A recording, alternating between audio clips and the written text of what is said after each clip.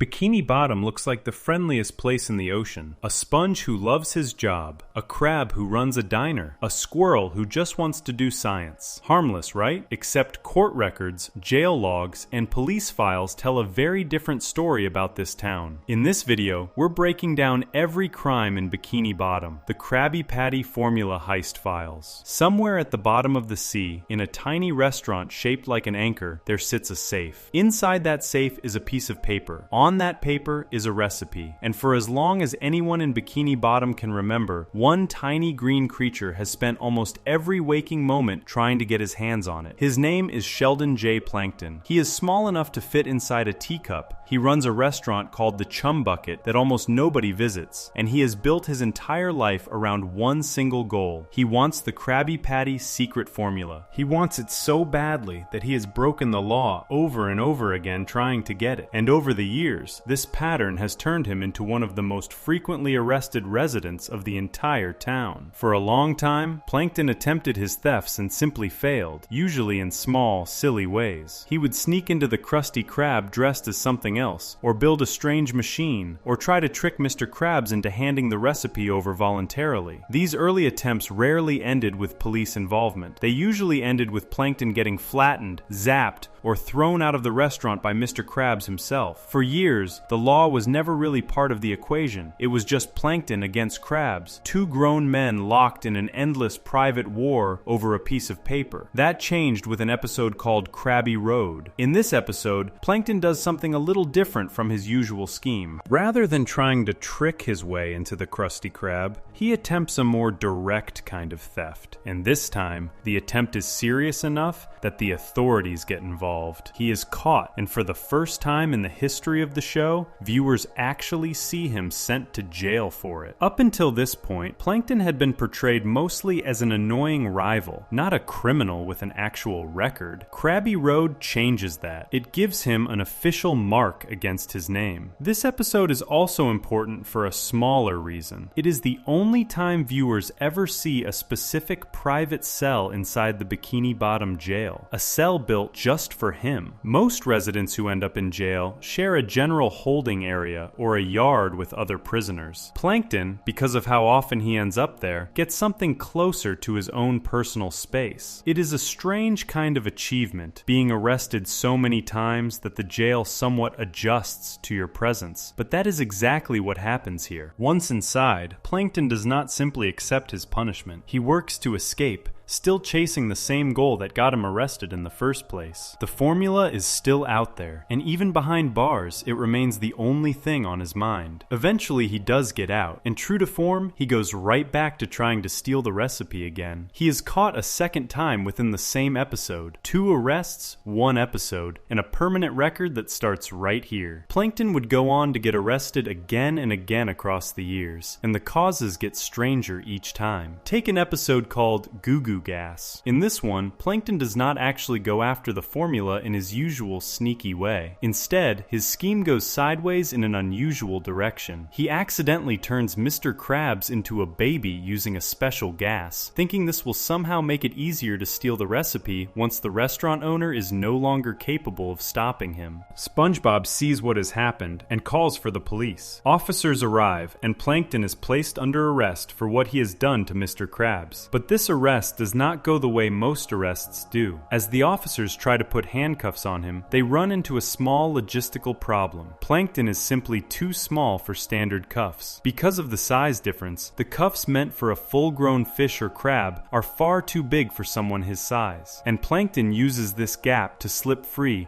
before he can even be placed in the police car. He escapes justice that day purely because Bikini Bottom law enforcement was not equipped to handle a suspect his size. It sounds almost funny said out loud, and it is meant to be, but it also shows something real about how these arrests keep happening. Plankton gets caught constantly, but the system meant to hold him accountable rarely manages to actually contain him for long. He slips away, plots again, and the cycle continues. Years later, the pattern repeats in an episode called Call the Cops. This episode opens with Mr. Krabs and SpongeBob in the middle of yet another attempt by Plankton to steal the formula. This time, before the chase can even properly begin, a police officer happens to be nearby and steps in immediately. Plankton is arrested almost instantly, right there on the spot. At first, this seems like a clean win for the Krusty crew. Their longtime rival is finally caught red-handed. Except this time, there is a complication nobody expected. Because Plankton was caught attempting to steal it, the secret formula itself gets taken away as evidence for the case against him. Suddenly, the very thing everyone was trying to protect is now locked up in a police evidence room instead of the Krusty Krab kitchen. Without the real formula, SpongeBob realizes he has no way to make an actual Krabby Patty. If customers keep ordering, he will have to serve them something else entirely, made from ordinary chum, and that could ruin the restaurant's reputation just as badly as if Plankton had stolen it outright. So Mr. Krabs and SpongeBob come up with a plan of their own, and it is not exactly a legal one either. The two of them dress up as police officers in order to sneak into the station and retrieve the formula from the evidence room. SpongeBob points out that pretending to be a police officer is against the law. He knows what they are doing is wrong. Mr. Krabs, more concerned about his business than the law, presses forward anyway. Meanwhile, back at the jail, Plankton finds himself placed in a shared cell, and his cellmate happens to be Patrick. This detail shows just how often ordinary residents of Bikini Bottom end up sharing space with Plankton behind bars. He is not an isolated criminal locked away from the rest of the population. He is simply one more name on a long list of people who cycle in and out of that building on a regular basis. By the end of the episode, things spiral even further, as Mr. Krabs, Plankton, and Patrick end up in a chaotic scuffle over the formula. A police officer catches them in the act. SpongeBob, feeling guilty, confesses to what he and Mr. Krabs have been doing. In the end, all four of them, Mr. Krabs, Plankton, Patrick, and SpongeBob, end up in the same jail cell together. What started as a simple theft attempt by one small criminal ends with half the main cast behind bars at the same time. In Call the Cops, the person who technically started the whole chain of events, Plankton, ends up in a cell with the very people who were trying to stop him, because their own methods of stopping him were just as unlawful as his original crime. Nobody here is entirely innocent, and the jail fills up with familiar faces again and again. Then there is Jailbreak, an episode almost entirely built around Plankton's relationship with incarceration. By this point in the show's history, Plankton has been arrested so many times that an entire episode can revolve around his life inside the jail itself, rather than the crime that got him there in the first place. In this episode, Plankton is already behind bars, and true to his nature, he does not simply wait out his sentence. He begins organizing an escape, and he is not alone. Other inmates get pulled into his plan, turning what could have been a simple one-man breakout into a larger event involving multiple prisoners working together. This episode gives one of the clearest looks at what daily life in the Bikini Bottom jail is actually like. This is not a small, quiet building holding one or two occasional troublemakers. It has a yard, it has cellmates, it has enough repeat visitors that an entire escape plot can be built around the personalities who already live there. Plankton fits right into this world because by now, he practically qualifies as a permanent resident. The escape attempt does not go smoothly and does not end with real freedom, at least not for long. True to the pattern already seen twice before, Plankton's pursuit of freedom is tied right back to his pursuit of the formula. Even while breaking out of prison, stealing that recipe remains the underlying motivation driving him forward. The two goals, freedom and the formula, have basically merged into a single obsession that defines his entire existence. Finally, there's the biggest and most serious case in Plankton's entire file, the events of the SpongeBob SquarePants movie. Up until this point, everything covered involves small-scale theft attempts, silly gas mishaps, and prison breaks limited to a handful of characters. The movie raises the stakes to a level none of the television episodes come close to matching. In the film, Plankton does not simply try to sneak the recipe out of a safe. He actually succeeds in getting his hands on it, and once he does, his ambitions grow far beyond a single restaurant. Using the stolen formula, Plankton opens his own massive restaurant chain and effectively takes over the entire town. Citizens of Bikini Bottom are placed under his control, turned into something close to slaves working under his rule. This is an enormous leap from swiping ingredients or sneaking through vents. This is closer to an actual takeover of a town's population. On top of that, Plankton frames Mr. Krabs for a crime he did not commit. King Neptune's crown goes missing, and evidence is planted to make it look like Mr. Krabs is responsible for the theft. Because of this false evidence, Mr. Krabs nearly suffers extremely serious consequences for something Plankton actually did. Stealing a recipe is one thing. Manipulating the legal system so that an innocent person takes the blame in your place is something else entirely. By the end of the film, the truth comes out, and Plankton is arrested for all of it. The enslavement of Bikini Bottom's citizens, the actual theft of Neptune's crown, and the deliberate framing of Mr. Krabs. This is easily the most serious set of charges in his entire record. Every earlier arrest, the failed sneak attempts, the baby gas mishap, the 2 small handcuffs, the shared jail cell with Patrick, now looks like a long build-up to this single, much larger crime. The pattern was always there. It just kept getting bigger every time nobody managed to truly stop him for good. Laid out side by side, this is not a case of one bad decision or one moment of weakness. This is a documented pattern stretching across many separate incidents, each one connected by the exact same motivation. Every single arrest circles back to that one piece of paper locked in Mr. Krabs' safe. Whether he is sneaking through vents, releasing strange gases, dressing up as something he is not,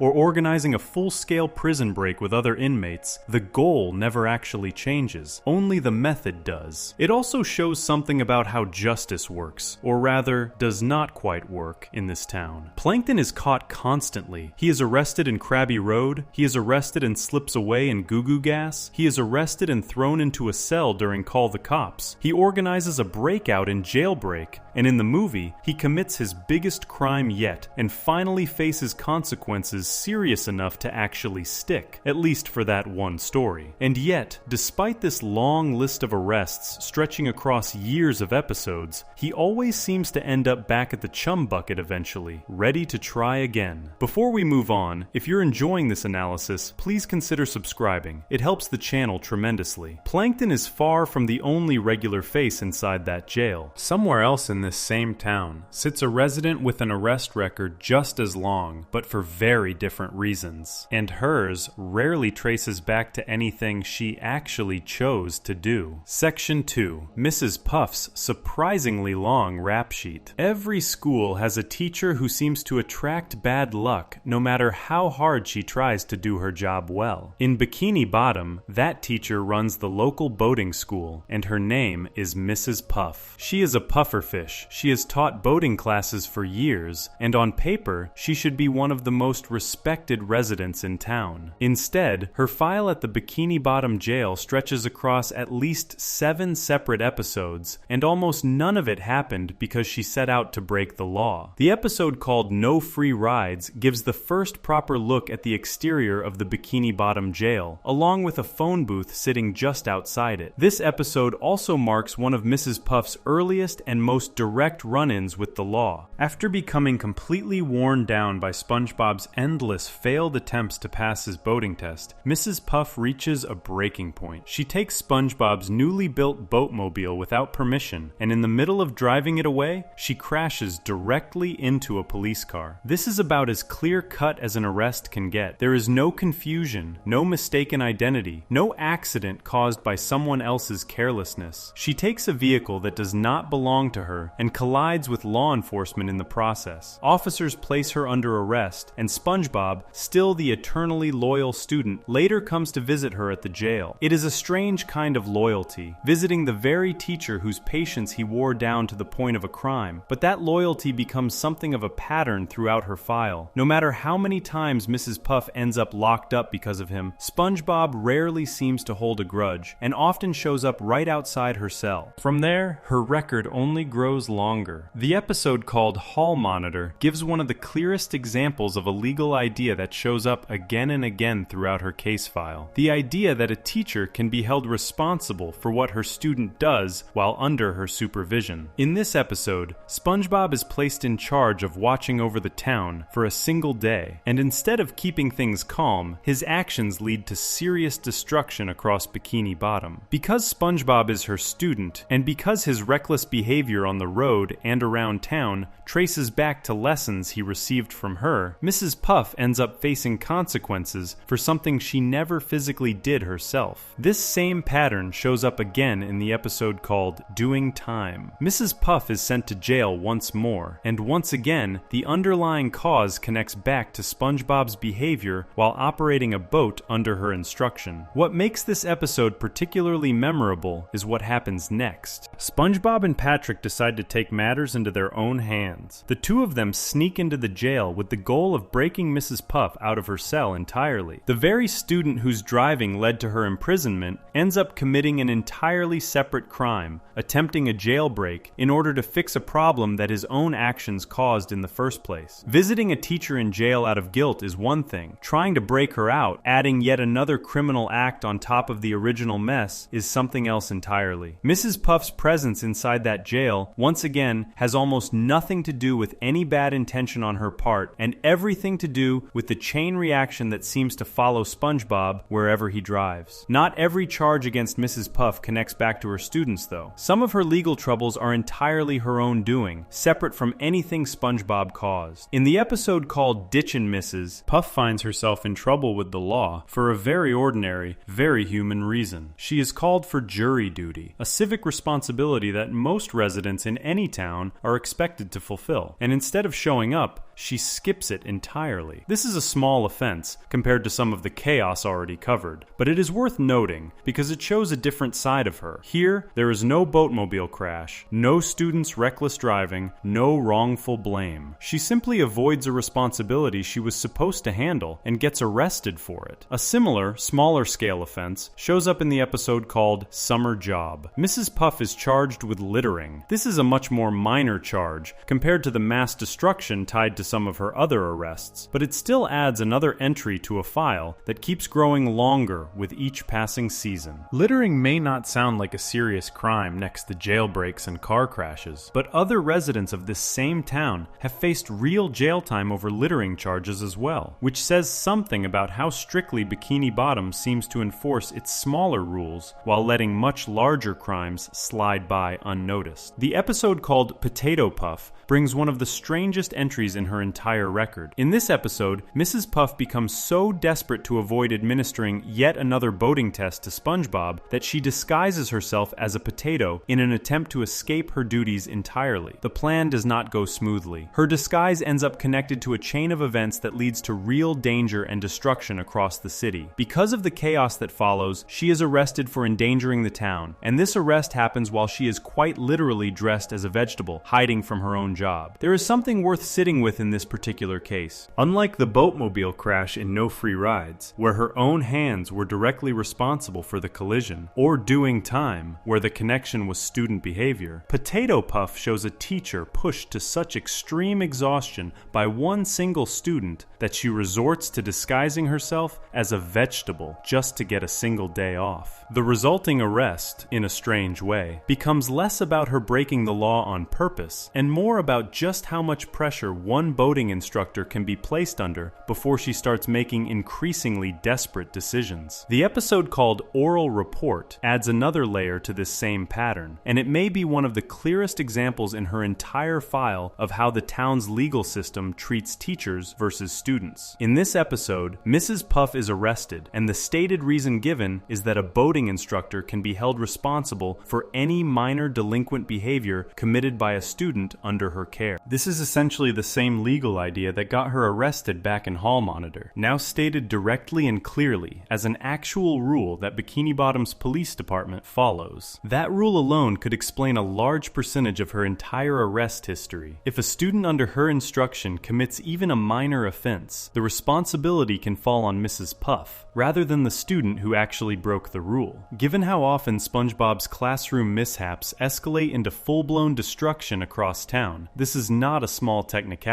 reality. It is a standing policy that turns her job into a kind of ongoing legal risk every single time she steps into a classroom with him in it. She is not simply an unlucky teacher who happens to end up in trouble occasionally. She is operating under a legal system that seems specifically designed to hold instructors accountable for the reckless behavior of the very students they are trying to teach. The episode called Patrick Man contains what might be the strangest misunderstanding in her entire file. In this episode, Mrs. Puth is simply doing her job, trying to help a student who has gotten locked inside a boatmobile and cannot get out on his own. From the outside, this looks like a rescue attempt, a teacher stepping in to help someone in trouble. Patrick happens to be nearby, and Patrick, convinced that he has caught Mrs. Puth in the middle of breaking into the vehicle to steal it, throws a net over her. He then leaves a handwritten note nearby for the police to find, misspelled in a way that only Patrick could manage, essentially accusing her of being a boat thief.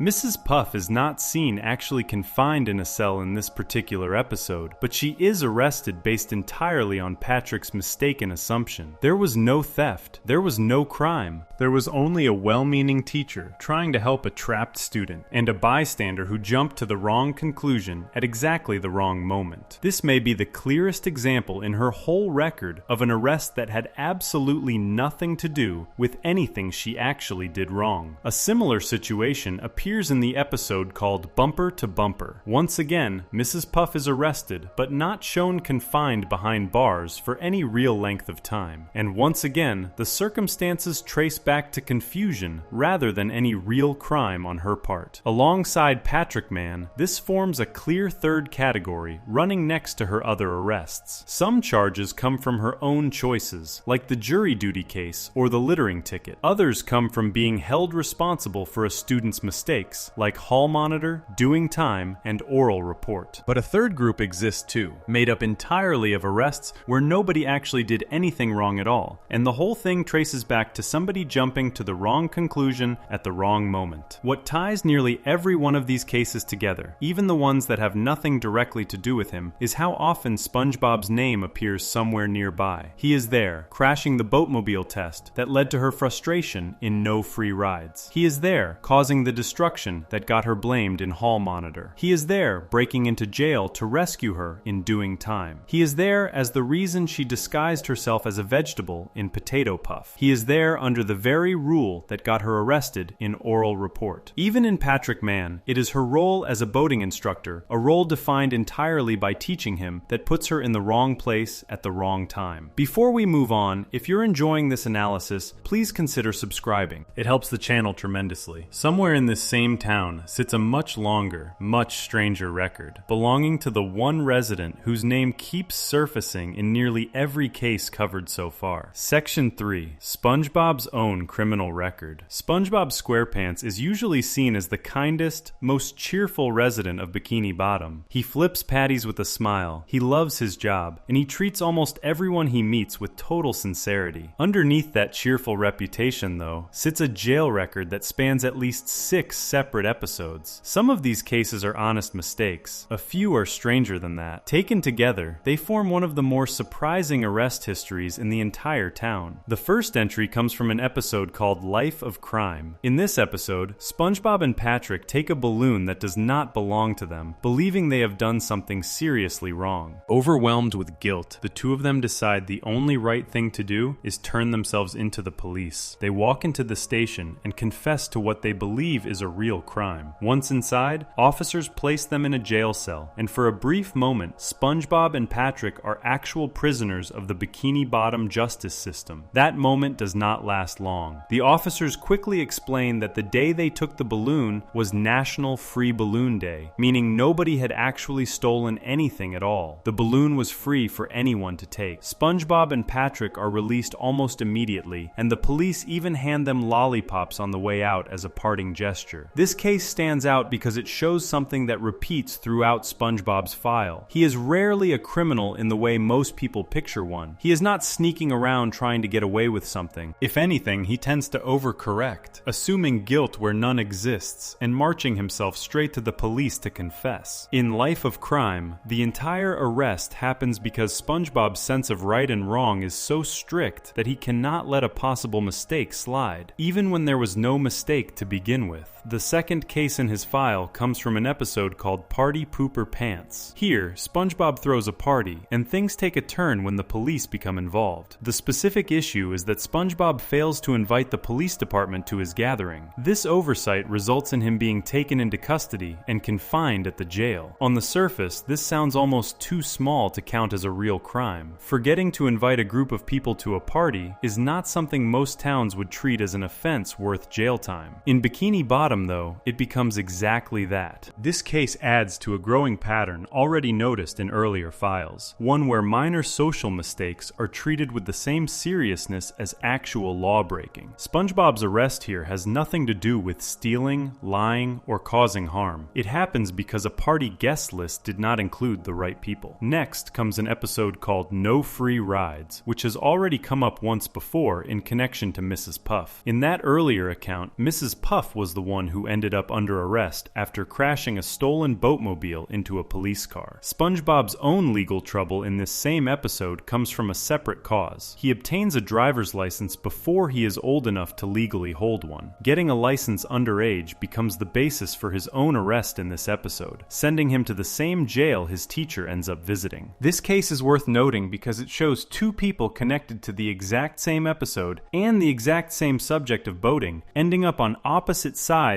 of separate charges. Mrs. Puff is arrested for what she did with a stolen vehicle. SpongeBob is arrested for holding a license he should not have been allowed to get in the first place. One episode, one shared subject, two separate criminal cases stacked on top of each other. The fourth case, and by most accounts the most serious one in SpongeBob's entire file, comes from an episode called Driven to Tears. This episode centers on Patrick receiving his own driver's license, something SpongeBob desperately wants for himself, but has never managed to earn. Rather than accepting his frustration quietly, SpongeBob becomes overwhelmed with jealousy at seeing Patrick succeed where he has repeatedly failed. In a moment driven entirely by that jealousy, SpongeBob tears Patrick's license into small pieces, destroying it completely. Patrick's reaction to this leads directly to police involvement, and SpongeBob is formally sentenced. The specific charge on record is littering, based on the torn pieces of the license being treated as trash scattered on the ground, rather than a charge tied to destroying someone else's personal government-issued document. Despite the charge itself sounding minor, the sentence attached to it is anything but small. SpongeBob is sentenced to 90 days behind bars for this single act. 90 days is by far the longest sentence connected to SpongeBob anywhere in his file. Compare this to the balloon incident in Life of Crime, which lasted only a matter of seconds once the misunderstanding was cleared up, or the party guest list issue in Party Pooper Pants, which never approached anything close to 3 months of confinement. Driven to Tears stands alone as the one case where SpongeBob faces a genuinely serious consequence, and it happens because jealousy pushed him into destroying something that belonged to his best friend. There is also an odd detail buried inside this same episode. Before the license tearing incident even occurs, records show that Patrick himself was ticketed for running 3 red lights while driving. This means that within the same episode,